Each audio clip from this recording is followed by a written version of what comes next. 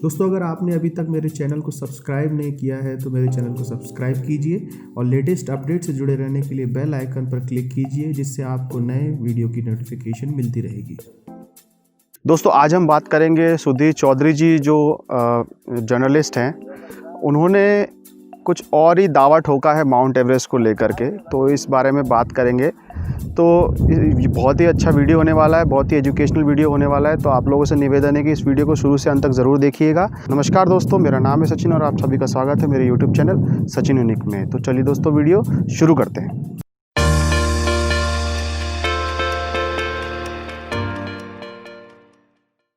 तो दोस्तों, जैसा कि खबर निकल के आ रही है कि जो सुधीर चौधरी जी जो जी न्यूज़ के चीफ एडिटर और चीफ रिपोर्टर पता नहीं क्या क्या हैं, और इन्होंने ये जब केपी शर्मा ओली जी का इंटरव्यू लिया था, उसके साथ ही ये नेपाल विज़िट के दौरान ये इलीगल तरीके से कहें या नॉर्मल तरीके से कहें, विदाउट परमिशन, गवर्नमेंट की परमिशन के बिना ये माउंट एवरेस्ट की यात्रा पे निकल गए और माउंट एवरेस्ट को देखा इन्होंने। अब किन लोगों ने इनकी मदद की, कैसे हुआ, ये जानना थोड़ा मुश्किल है, परंतु इनने सरासर एक तरीके से देखा जाए तो इलीगल कार्य किया है।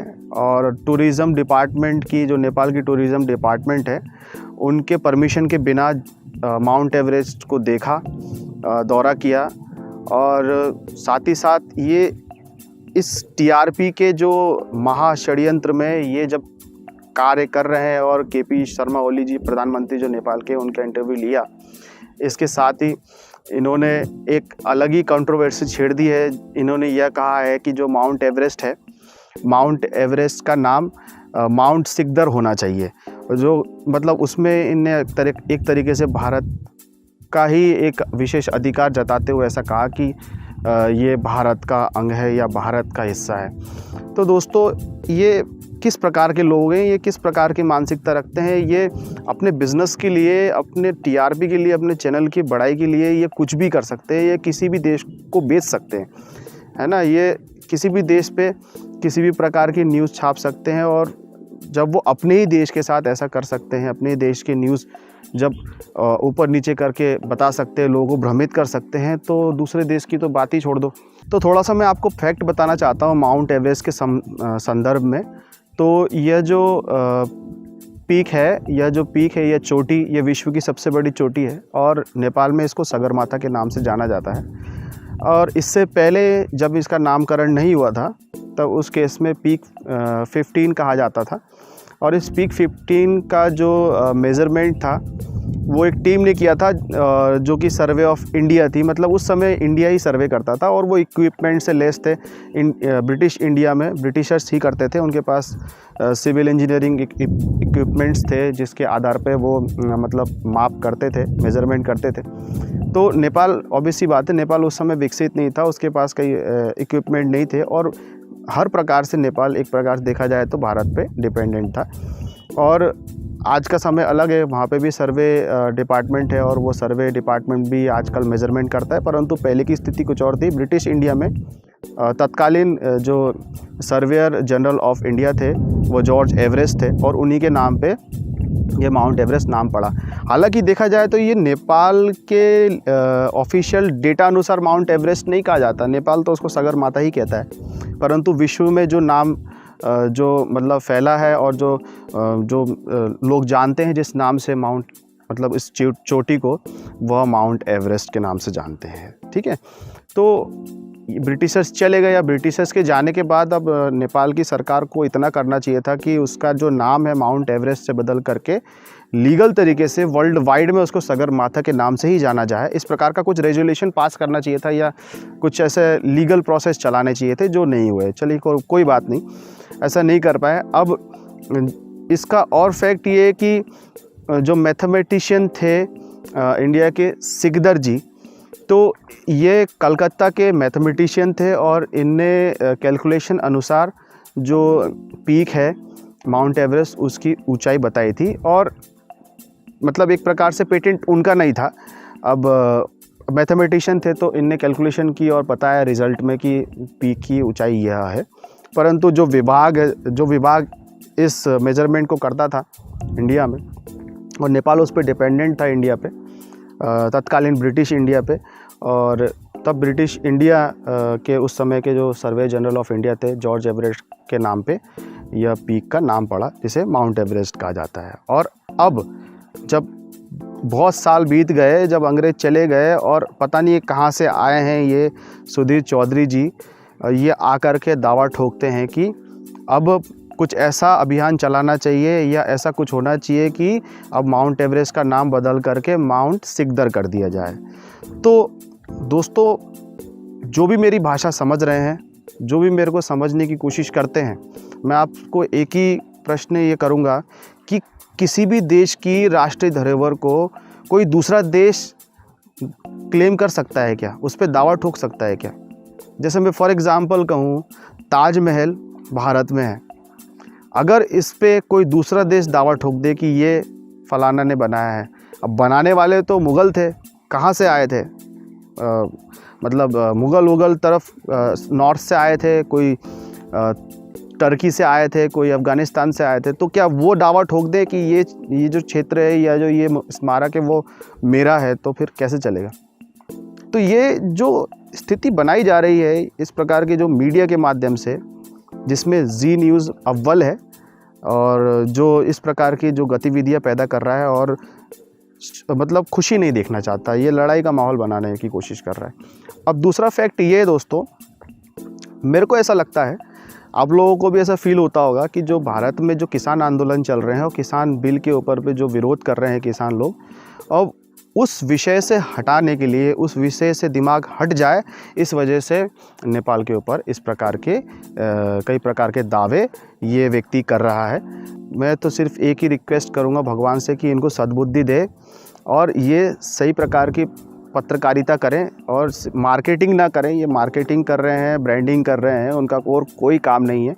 और पहले तो जब इनने काफ़ी जो गलत बात नेपाल को लेकर के और उनके प्रधानमंत्री को लेकर के कि ओली का इश्किया ऐसे शब्द को, ऐसे टाइटल को लेकर के जब न्यूज़ चलाई, तो ऑब्वियस सी बात है वहाँ की गवर्नमेंट ने न्यूज़ चैनल बंद कर दिए, बैन कर दिए जो इंडियन न्यूज़ चैनल चल रहे थे। और ये कई प्रकार की फालतू बातें करते हैं इंडिया में ही, मतलब 10 प्रकार की उलझुल बात करके लोगों को कंफ्यूज कर देते हैं। तो बाहर भी वो तो रोटियां सेकेंगे ही अपने। तो इसके रिस्पांस में नेपाल गवर्नमेंट ने बंद किया। बंद करने के बाद सुधीर जी का क्या आता है रिस्पांस कि नेपाल प्रेस मीडिया से, इंडिया की प्रेस से डर गया, इंडिया की मीडिया से डर गया। तो मैं तो ये कहूँगा कि दे आर नॉट प्रेस, ये प्रेस तो है ही नहीं, ये मीडिया है ही नहीं, मीडिया ऐसी होती ही नहीं है।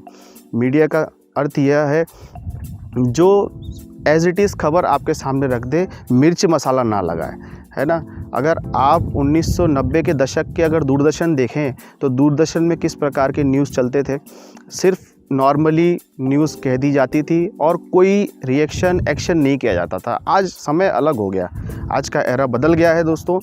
आज का जो समय है प्रतिक्रियावादी हो गए लोग, प्रतिक्रिया ज़्यादा देते हैं।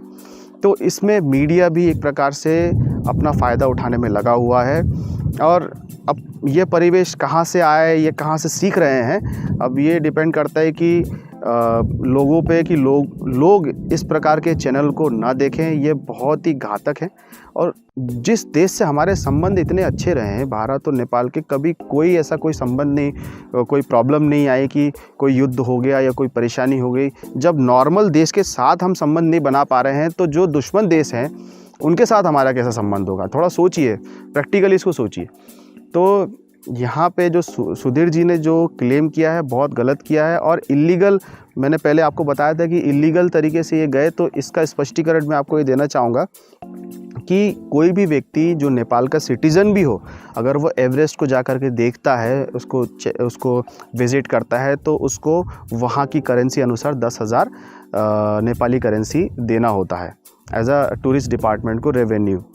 जो सार्क नेशन है, जो 7 सार्क नेशन है जो संगठन में आते हैं, south Asian association of Republican countries, इनमें से 7 कंट्रीज़ के जितने भी नागरिक होंगे उन्हें वहाँ की करेंसी में लगभग 50,000 रुपीज़ देना होगा एज अ रेवेन्यू, जो कि वो विज़िट कर सकते हैं एवरेस्ट को। और इसके अलावा जो भी व्यक्ति फॉरेन से होंगे या वेस्टर्न कंट्रीज से होंगे, उनको डॉलर में पेमेंट करना होगा। लगभग $10,000 की रेवेन्यू इनको टैक्स के रूप में टूरिस्ट डिपार्टमेंट नेपाल को देना पड़ता है। अब इनने कुछ भी नहीं दिया, ये नॉर्मली गए, जैक लगाई, कैसे गए भगवान जाने, परंतु इनने हर चीज़ का उल्लंघन किया।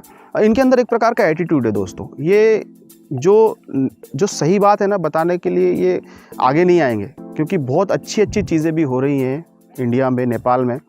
ये अच्छी चीज़ों को बढ़ावा नहीं देंगे, ये बुरी चीज़ों को बढ़ावा देंगे। नकारात्मक चीज़ आगे ज़्यादा चलती है दोस्तों, ये आप लोगों को समझना पड़ेगा। पॉजिटिव चीज़ों को ज़्यादा लोग देखते नहीं हैं, तो जब लोग पॉजिटिव चीज़ों को नहीं देखते हैं और तो लोग भी पॉजिटिव नहीं बनाते, बनाने वाले भी पॉजिटिव चीज़ें नहीं बनाते, क्योंकि नेगेटिव चीज़ों को ज़्यादा बढ़ावा मिल रहा है।